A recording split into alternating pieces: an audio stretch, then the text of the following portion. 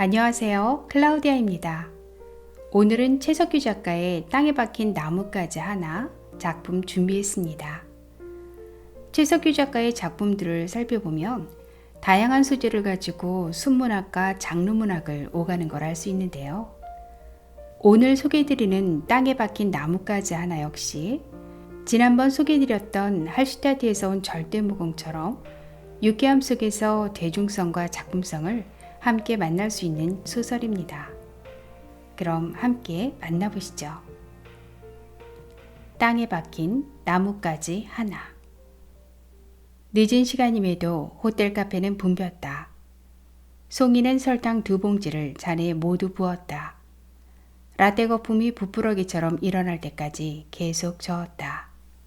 창수는 30분 넘게 자기 이야기만 했다.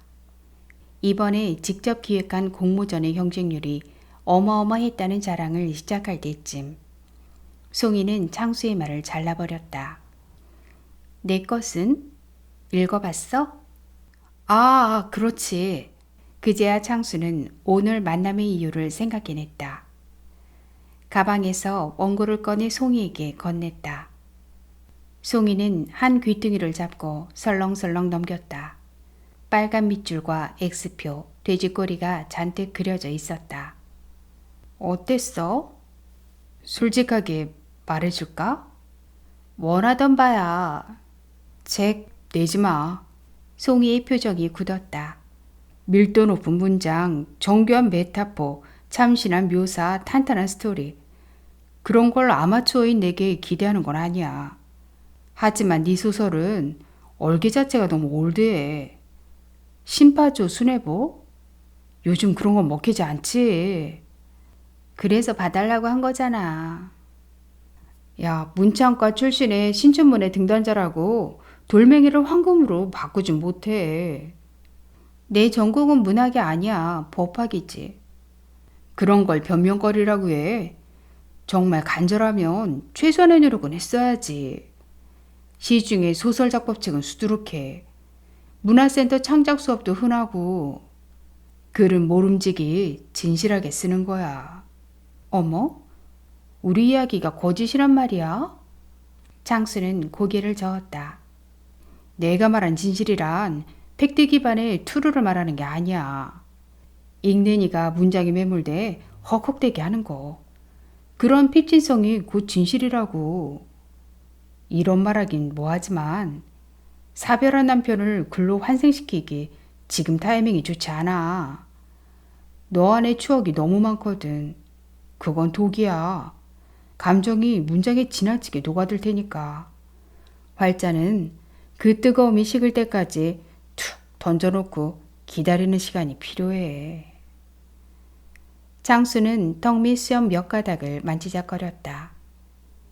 우리나라에서 한 주에 얼마나 많은 책이 출판되는지 알면 아마 놀라 자빠질걸? 적어도 누군가의 손에 들려 몇 장이라도 읽게 하려면 그럴 만한 이유가 있어야 해. 이런 식으로 쓰면 며칠 매대에 깔렸다가 바로 재고 처리될 뿐이야. 송이 씨, 전에 말한 건 생각해 봤어? 대필 작가 쓰자는 거? 그래. 그게 나쁜 게 아니야. 콘텐츠는 좋은데 시간 없고 글재주 부족할 때 많이들 그렇게 해. 너의 이야기를 아름답게 다듬어줄 작가는 널렸어. 송이는 딱 잘라 말했다. 그렇게 하고 싶진 않아. 왜? 이건 우리 둘, 남편과 나만의 이야기야. 거기에 누구도 드리고 싶지 않아. 게다가 팔리지도 않을 책을 집구석에 쌓아놓을 생각도 없고. 왜 이렇게 파는 것에 집착해? 책 팔아 돈 벌려고? 송이 씨처럼 잘 나가는 변호사가 웬 돈 타령이야? 그럼 어쩌게? 내가 바라는 것은 하나뿐이야. 많은 사람이 내 책을 통해 죽은 남편을 기억해 주는 거. 그게 전부야. 장수는 더는 대꾸하지 않았다. 송이는 말하는 내내 왼쪽 새끼손가락의 반지를 만지작거렸다. 송이는 웨이터를 불러 계산서를 달라 했다. 카드를 꺼내려고 지갑을 열었다. 지갑 속 투명 비닐 케이스 안에 종이가 끼워져 있었다. 라틴어 비슷한 글자와 오컬트풍의 그림이 그려진 부적이었다. 그걸 보자마자 창수는 인상을 구겼다. 거기 아직도 다녀? 어디? 무당집. 무당 아니야, 영매지. 미라처럼 변해가는 송이를 창수는 걱정스럽게 바라봤다. 문을 열고 안으로 들어갔다. 제일 먼저 송이를 맞은 것은 정면의 넓은 창문을 통해 쏟아져 들어오는 햇빛 덩어리였다. 눈이 부셔 앞을 똑바로 보지 못했다. 송그늘을 만들어 빛을 가렸다. 실내를 둘러봤다. 사면이 붉은 영의 현기증이 느껴졌다. 왼쪽 벽에는 트로피, 상장, 상패, 각종 위임장이 걸려 있었다. 오른쪽 낡은 유리창에는 수상쩍은 전자장비들이 놓였다. 출입구가 있는 뒤쪽 벽의 6단 붙박이장에는 책들이 빼곡히 채워져 있었다. 고전문학, 처세술, 현대심리학, 마술, 종교, 의학, 예술, 심지어 공업수학과 물리화학까지. 사무실은 부조리 그 자체였다. 앉아있던 남자가 송이를 보고 벌떡 일어났다. 의자가 끼익하며 비명을 질렀다. 역광 때문에 그의 얼굴이 잘 보이지 않았다. 남자는 빛 가운데서 걸어 나왔다. 처음 뵙겠습니다. 로이라고 합니다. 그는 명함을 건넸다. 주 인터내셔널 사이킥 애널리스트 대표 로이건. 그 아래 사무실 전화번호와 이메일이 적혀 있었다. 뒷면을 보았다. 초자연 현상, 초능력, 영매, ESP 관련 수사 및 진단. 명함 내용에 비해 외모는 평범했다. 둥근 얼굴에 뭉툭한 코, 정리되지 않은 턱수염, 조금 처진 눈 때문에 매번 거스름돈을 잘못 주는 머리 나쁜 동네 목욕탕집 주인 아저씨처럼 보였다. 송이는 미간을 찌그러뜨리며 말했다. 죄송합니다만 커튼 좀 쳐주시면 안 될까요? 노란 스탠드를 켰다. 두꺼운 블라인드가 쳐진 어두운 실내는 부드러운 색으로 채워졌다. 둥근 테이블을 가운데 두고 마주 앉았다. 로이는 커피 머신에서 내린 라떼와 에스프레소를 가지고 왔다. 로이는 에스프레소에 각설탕 3개를 넣고 저은 후 마셨다. 남자가 들고 있는 작은 잔이 소꿉장난감처럼 보였다. 그가 웃으며 말했다. 표정을 보니 여기 오신 것이 여전히 탐탁지 않으신 것 같군요. 창수 씨 부탁이 아니었으면 올 일도 없었으니까요. 장수는 잘 지내죠? 지난 동창회에서 보고 한 번도 못 봤네요. 송이는 대답하지 않았다. 참 잘 어울리네요. 네? 로이는 송이의 왼손 약지를 가리켰다. 그 반지요. 송이는 오른손으로 왼손을 가리며 테이블 아래로 내렸다. 로이는 자신의 건에 소개했다. 그가 거쳐온 직업은 다양했다. 하지만 지금은 사이킥 현상조사를 합니다. 심령술이나 초자연적인 일에 대한 과학적 수사를 할 수 있죠. 더 간단히 말하자면 그런 거로 사기치는 놈들? 그런 놈들 잡아내는 일입니다. 송이는 정색했다. 그분은 진짜예요. 로이는 뒷머리를 긁적였다. 송이 씨처럼 많이 배우신 분이 강령술을 믿는다는 게 선뜻 받아들이기 어렵군요. 직접 눈으로 보셨다면 제 말을 이해하실 거예요. 무슨 근거로 그렇게 확신하시죠? 남편에 관해 나만큼 알고 있어요. 예를 들면 우리 둘만 아는 비밀까지도요. 로이는 고개를 끄덕였다. 그렇군요. 장수한테서 대충 얘기는 들었습니다. 불교의 계기 되신 남편과 영적 접촉을 해준다는 무당을 자주 만난다는 것과 거기에 큰 돈을 쓰신다는 것도. 무당이 아니라 영매예요. 남편 영혼과 소통하는 진짜 영매. 송이의 언성이 높아졌다. 로이는 무미건조하게 바로 대꾸했다. 세상에 그런 건 없습니다. 멘탈 약한 바보들 등쳐먹는 사기꾼만 있을 뿐이죠. 들은데도 직설적이시네요. 난 멘탈이 약하지도 바보도 아니에요, 나는. 로이는 말끝을 가로챘다. 제가 라스베이거스에서 오리엔탈 미디움쇼 마술사로 꽤 잘 나갔던 시절이 있었어요. 사람의 생각을 맞추고 죽은 영혼을 불러오고 오컬트 페노미나를 보여주고 절 진짜 영매로 여기는 사람까지 있을 정도였으니까요. 2년간 일하면서 돈도 제법 벌었죠. 그 시절 나는 내 재능으로 사람들을 행복하게 할 수 있다는 것에 큰 자부심을 느꼈어요. 어느 날 관객 한 명이 대기실로 찾아왔어요. 공연이 끝난 직후였죠. 등이 굽고 늙은 흑인 할머니였는데 암에 걸려 살 날이 얼마 남지 않았다고 했어요.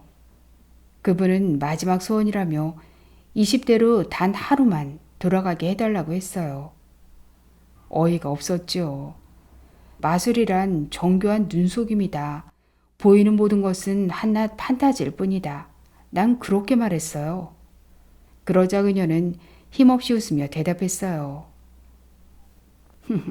당신은 늘 불가능한 일을 하잖아요. 라고 말이죠.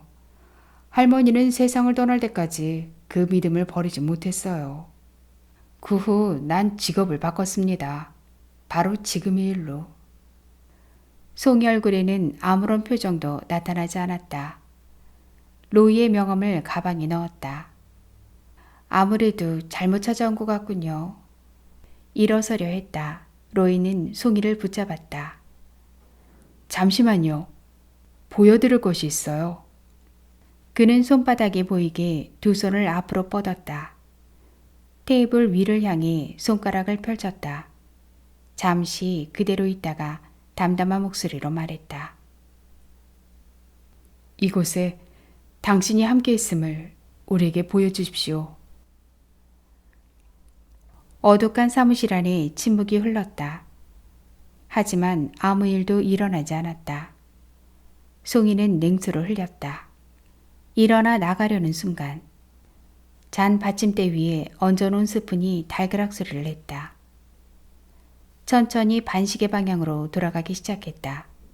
느리지만 분명한 움직임이었다. 그 끝이 송이의 왼손 반지를 가리켰다.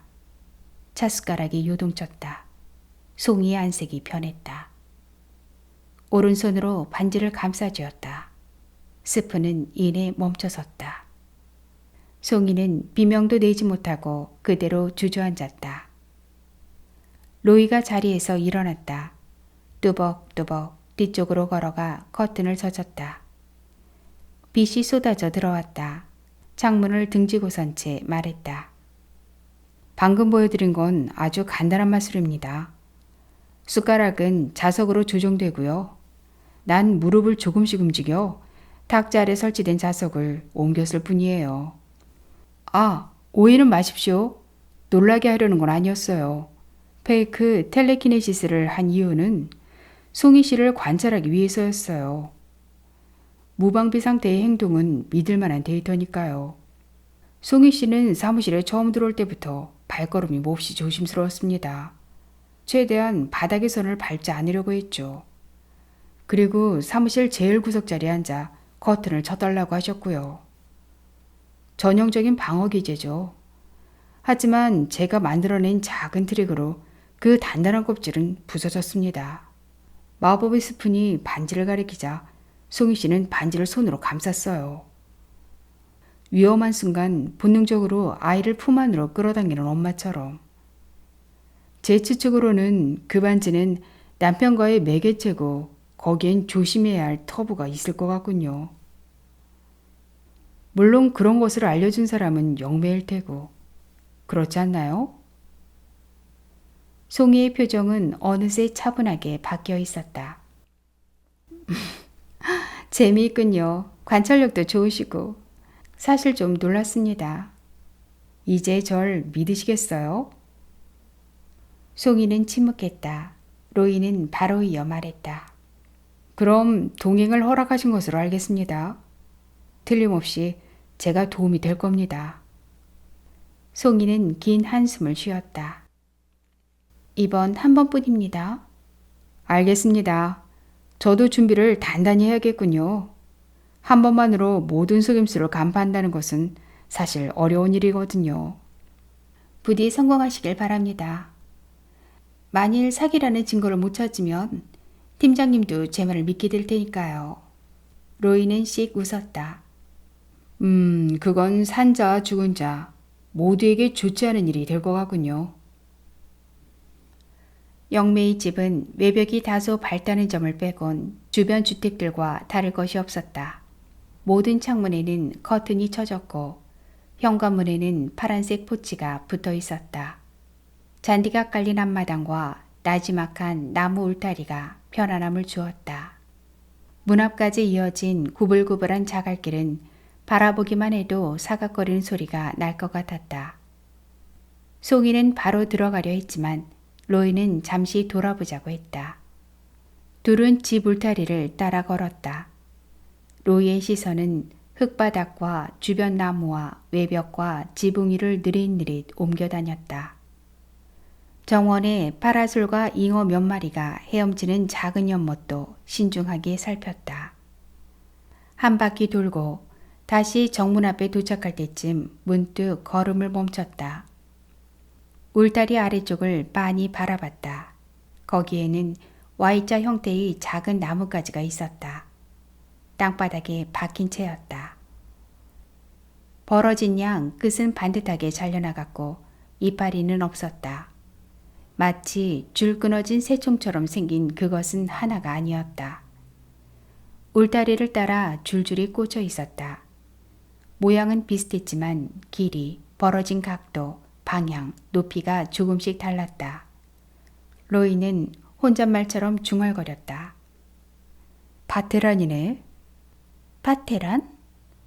가지나 돌멩이 등으로 만든 신호. 자연물을 이용한 일종의 표기법이죠.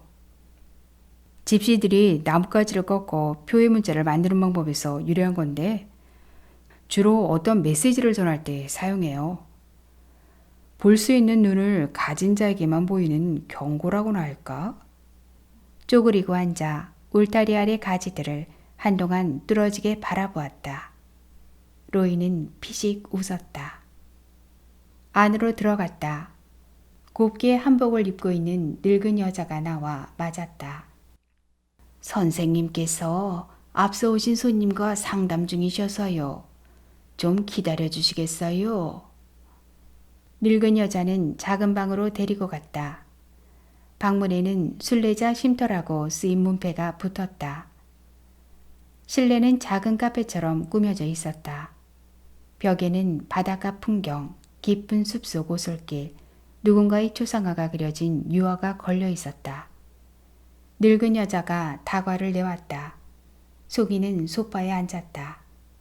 익숙한 듯 국화차를 따라 마셨다. 방을 둘러보던 로이가 문득 물었다. 혹시 아이는 있나요? 없습니다. 그렇군요. 장수말로는 두분금술이 워낙 좋다고 해서.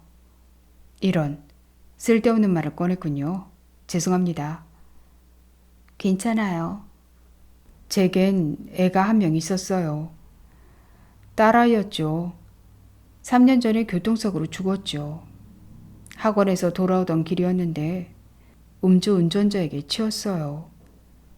이혼 전까지만 해도 와이프가 직접 데려왔었는데 하필 그날 학원 버스가 운행을 못하게 돼서 혼자 오다가 그만.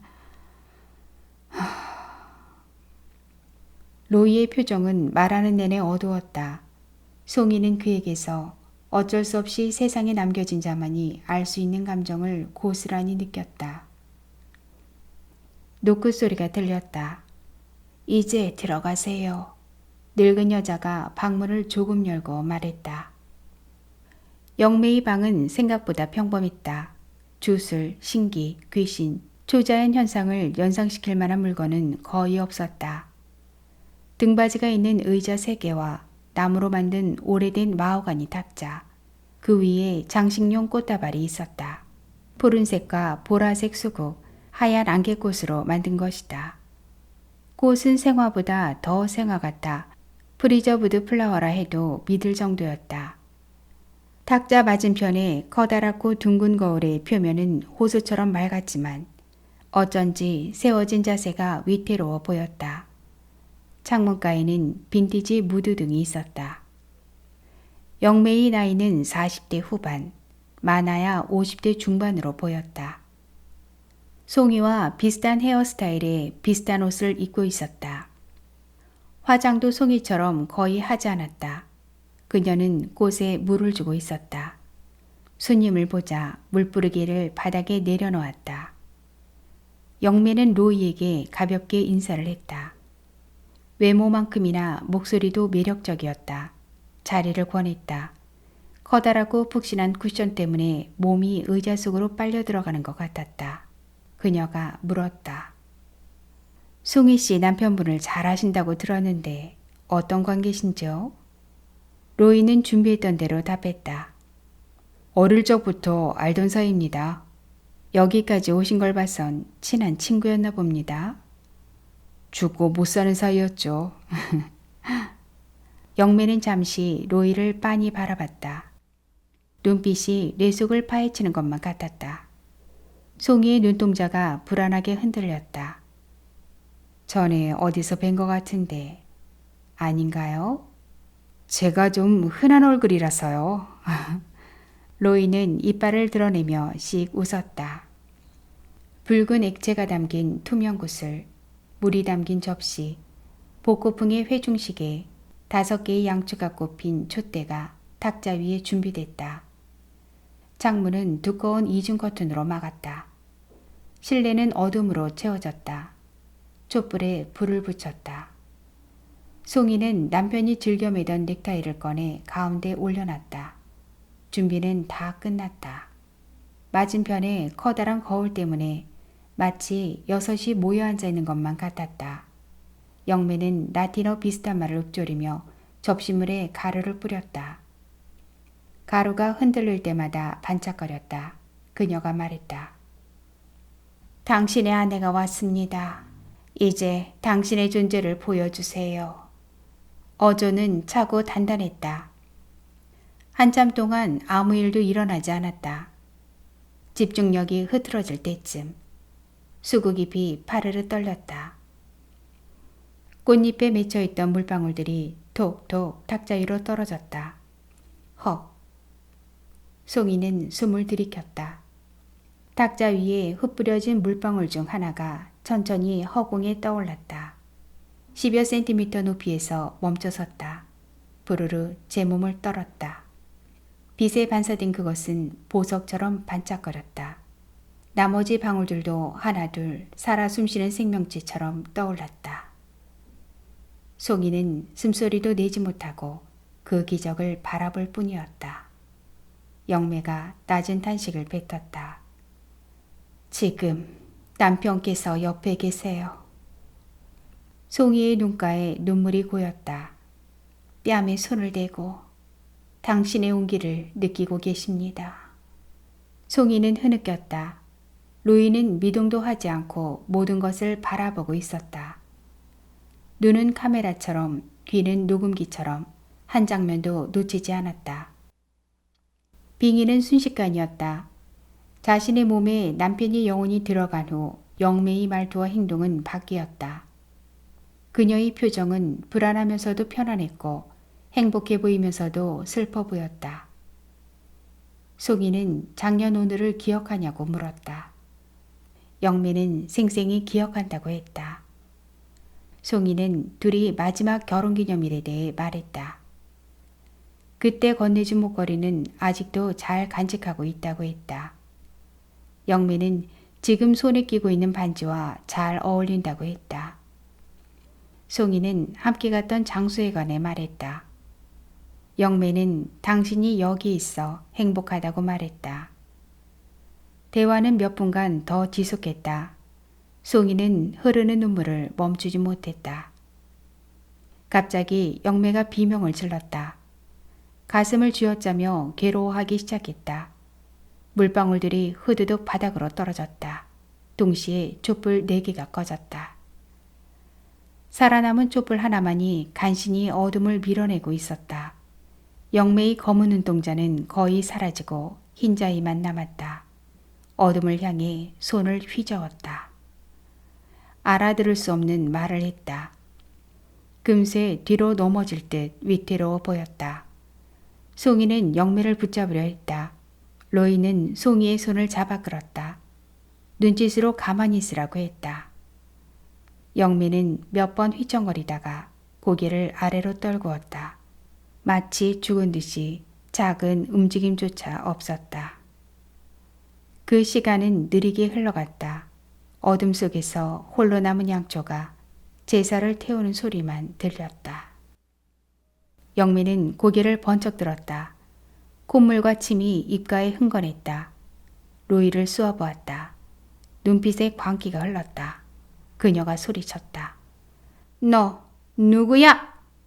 누군데 송이 곁에 있는 거야? 웬 참견이야? 네 딸년에게나 잘했어야지. 로이의 미간에 깊은 주름이 잡혔다.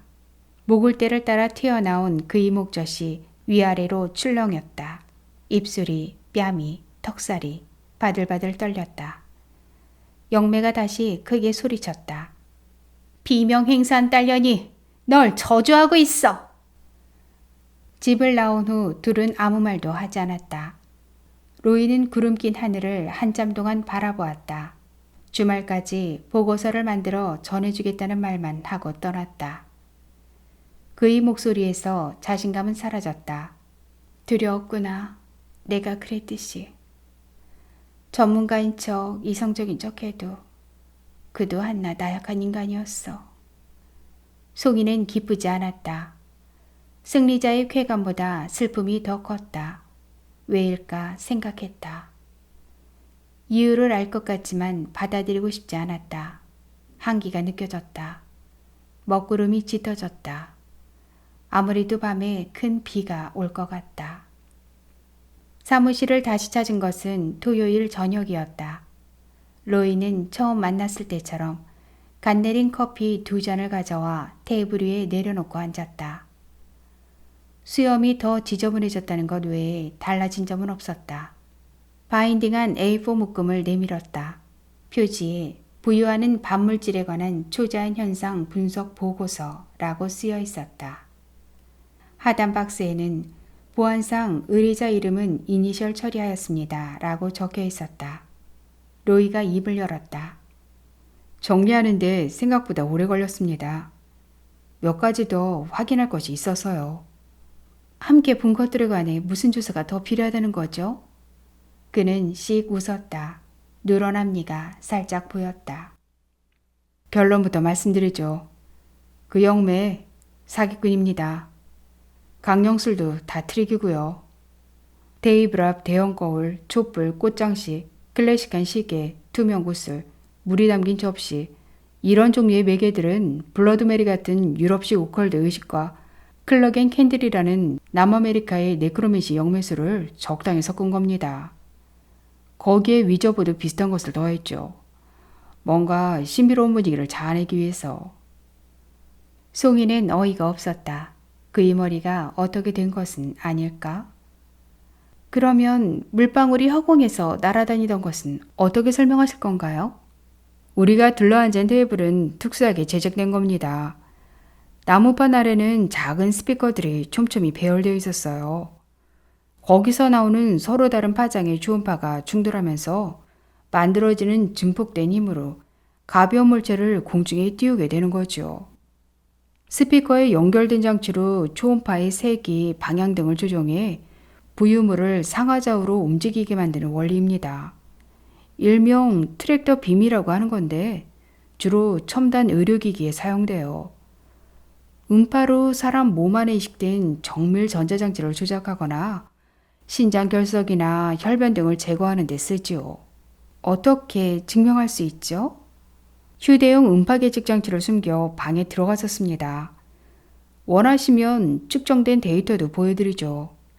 그리고 떠다니던 물방울, 그러니까 수국에 뿌려져 있던 액체는 사실 물이 아니었어요.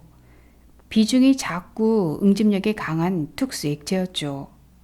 시료병에 샘플을 몰래 담아오는 정도는 전직 마술사에게는 일도 아닙니다. 촛불이 꺼진 것은요? 그 정도는 아마추어도 합니다. 바람 발사장치가 있는 촛대를 쓰거나 시선을 분산시키면서 재빨리 입바람, 손바람으로도 끌 수도 있죠. 타이머 장치가 달린 저절로 꺼지는 마술용 양초도 시중에서 쉽게 구할 수 있어요. 지금 말씀드린 것에 대한 검증 데이터와 설명은 이 보고서에 정리해 놓았습니다. 좋아요. 다 가짜라고 쳐요. 하지만 그 밖에 다른 것들은 어떻게 설명하시겠어요? 그날이 결혼기념일이었다는 거, 목걸이 선물을 주었다는 거, 그리고 반지에 얽힌 추억을 영매가 어떻게 할 수 있겠어요? 그걸 어떻게, 나와 남편만이 아는 추억을 영매가 어떻게 다 할 수 있냐고요. 목소리가 커졌다. 송이는 반지를 보호하듯 오른손으로 감싸쥐었다. 로이는 몸을 앞으로 숙여 송이 쪽으로 다가갔다. 송이는 반사적으로 물러나며 상체를 의자 등받이에 바짝 댔다. 로이는 단호한 어조로 말을 이어갔다. 사람은 타인을 대인지각과 심리지각, 이 두 가지로 판단합니다. 성별, 나이, 외모, 차림새, 목소리 톤 등으로 사람을 판단하는 대인지각은 3살 어린아이도 쉽게 합니다. 반면에 심리지각은 꽤 많은 훈련이 필요하죠. 영매는 좋게 말하면 심리지각의 프로이고 나쁘게 말하면 사람의 두려움을 이용하는 사기꾼이에요. 저는 처음 만날 때부터 강령술이 끝날 때까지 영매의 모든 말과 행동을 관찰했습니다. 영매는 송이 씨와 비슷한 머리 모양과 옷차림을 하고 있었어요. 그것은 무의식 중에 송이 씨에게 어떤 동질감을 심어주기 위한 겁니다. 비슷한 외모는 비슷한 감정과 생각을 가질 거라는 내면 심리를 이용한 거죠. 제가 관찰한 영매는 콜드리딩의 고수였어요. 대화 중 상대의 반응에 맞춰 교묘하게 말을 걸면서 필요한 정보를 빼내는 기술을 콜드리딩이라고 해요. 아주 세련된 대화 테크닉이죠. 현대 리딩 기법에서는 멘탈 매직 혹은 멘탈 해킹이라고 불리기도 하고요.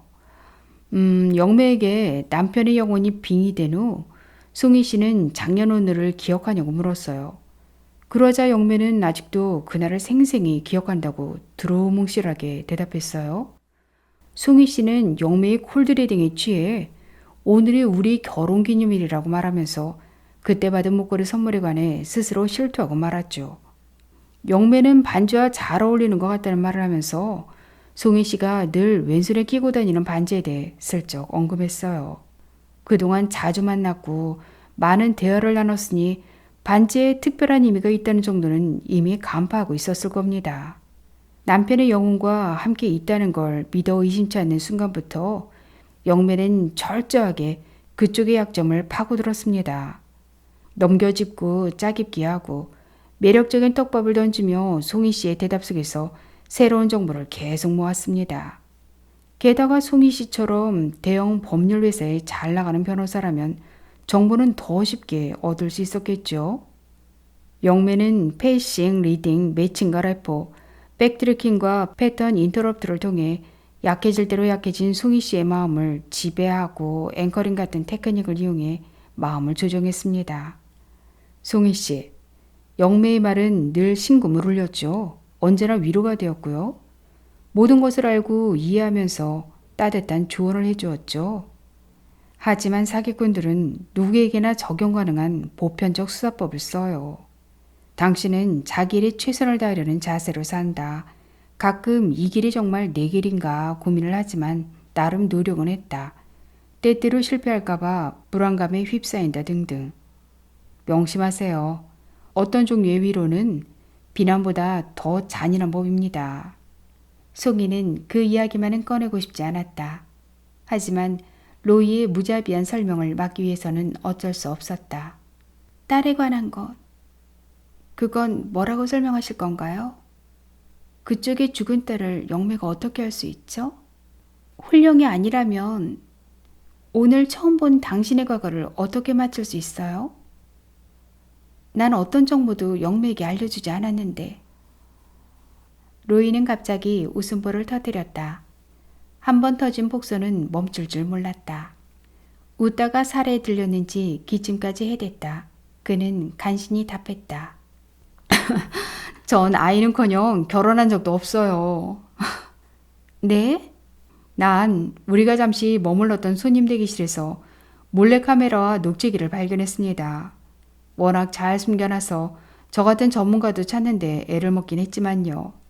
그 앞에서 딸에 얽힌 슬픈 사연을 즉석에서 만들어냈어요. 아니나 다를까 영매는 멋진 연기를 선보이며 죽은 내 딸아이에 관해 말하더군요. 사전에 대상의 정보를 몰래 수집하는 핫 리딩 기법을 역으로 이용한 셈이죠. 송이는 아무 말도 하지 못했다. 일어나려 했지만 다리에 힘이 풀려 다시 주저앉고 말았다. 눈물이 멈추지 않았다. 로이는 조용히 말했다. 송이 씨, 세상에 유령은 없어요. 뭔가를 믿고 싶어하는 살아있는 이의 약한 마음만 있을 뿐이죠. 지독한 간절함에 빠지면 누구도 스스로 거기서 나오질 못해요. 그것이 잘못된 믿음이라면 더욱 그래요. 송이 씨뿐만 아니라 세상 누구라도 마찬가지일 겁니다. 특히나 사랑하는 이를 잃은 사람들은요. 사람이 살지 못하는 곳에는 유령도 살지 못하는 법이에요. 장수는 송이 씨가 다시 예전에 똑똑하고 현명한 친구로 돌아오길 바래요. 부디 남편분을 놓아주세요.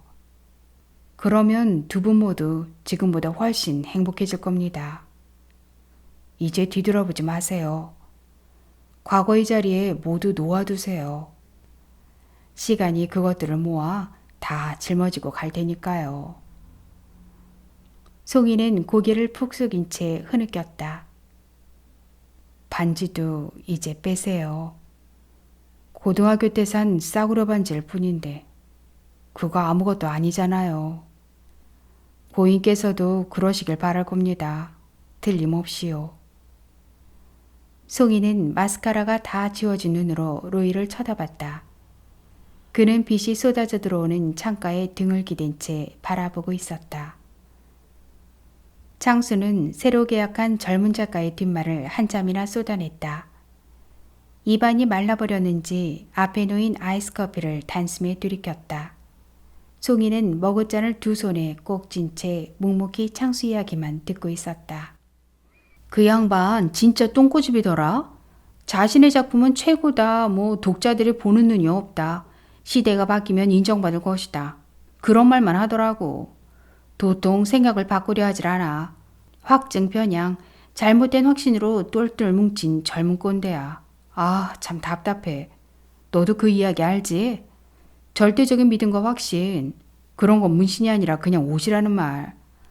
날씨에 따라, 장소에 따라, 분위기에 따라 언제든 갈아입을 수 있는 외출복 같은 거. 장수는 한참 만에 본론으로 들어갔다. 로이에게 이야긴 다 들었어. 이젠 거기 안 가지? 송이는 고개를 끄덕였다. 다행이다. 정말 잘했어. 그쪽에서 연락은 오지 않았어? 몇 번 전화는 왔어. 그래서? 날 만나지 못해 남편의 영이 점점 약해진다 했어. 돈을 더 내면 필요한 부적을 하나 더 만들어주겠다는 제안도 하고. 그럴 줄 알았어. 얕은 개수작이지. 송이 씨, 다시 옛날의 너로 돌아와줘서 고마워. 이거 내가 로이한테 술 한잔 사야겠는걸? 송이는 희미하게 웃었다. 학창 시절 로이 씨는 어떤 사람이었어? 특별히 눈에 띄거나 특출난 친구는 아니었어. 들은 바로는 젊은 날 여러 나라를 돌아다니며 희한한 짓을 하고 다녔다던데. 히말라야에서 명상 수련도 했고 중국에선 어느 고승의 도제로 지내기도 했고 미국에서 마술사 일도 했다지. 에이, 정확히는 잘 몰라. 하지만 요즘 꽤 바쁜 것 같더라고. 그런 고민으로 찾는 이들이 많은가 보네.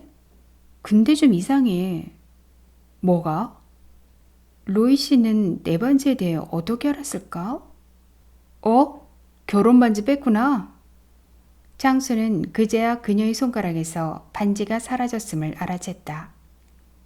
결혼 반지 아니야.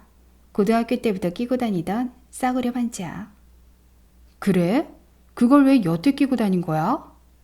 반지는 내게 보석 같은 거였어. 그래서 몸에 지니고 있지 않으면 불안하고 무엇에도 집중할 수가 없었어. 음. 하지만 그런 사실을 알고 있는 사람은 남편뿐이야. 차라리 결혼 반지를 끼고 다니라고 했지만 난 말을 듣지 않았어. 그때 창수의 휴대전화가 울렸다. 창수는 전화를 받으러 카페 밖으로 나갔다. 그 사이 몇 명의 손님들이 들어오고 나갔다. 서빙을 보는 직원이 다가와 잔 치워드릴까요? 라고 송이에게 물었다. 송이는 버스 정류장으로 가는 길을 따라 걸었다. 은행이 필수북에 깔려 바닥이 잘 보이지 않았다. 노란색 보도블록과 누렇게 변색한 이파리들이 서로 엉켜붙어 둘의 경계가 흐릿했다. 갓길에 낮은 언덕처럼 쌓아놓은 낙엽더미로 눈이 갔다. 무언가 위에 꽂혀 있었다. Y자 모양의 나뭇가지였다. 미화원의 빗질로 쓸려 우연히 올라간 것인지 누군가 일부러 박아놓은 것인지는 알 수 없었다. 송이는 가지를 한참 바라봤다. 핸드백에서 핸드폰을 꺼내 들었다. 메시지를 썼다. 다시 뵀으면 합니다. 송이 드림. 송이는 발송 버튼을 만지작거렸다. 낭독은 여기까지입니다. 오늘도 행복하세요.